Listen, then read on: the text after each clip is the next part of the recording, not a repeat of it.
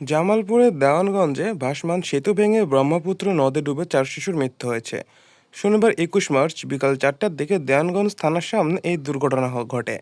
নিহত শিশু হলেন দেওয়ানগঞ্জ ডাকাতিয়াপাড়া গ্রামের জয়নুল মিয়া 10 বছর বয়সী সন্তান ময়নামণি, ঝালুচর এলাকায় শের আলী 6 বছর বয়সী ছেলে আব্দুল মোতাল্লেব, তার 12 বছর বয়সী কন্যা খাদিজা ও বেলতলী এলাকার হাবিবুল্লাহর ছেলে আবির হোসেন।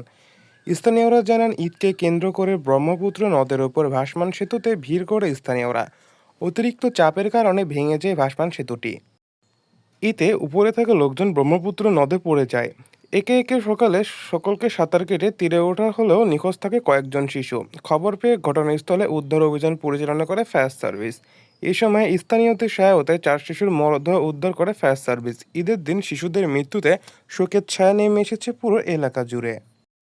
জামালপুর ফায়ার সার্ভিসের senior station officer Sheikh Rabiul Islam Akand বলেন, এখনও পর্যন্ত 4 জনের মরদেহ উদ্ধার করা হয়েছে।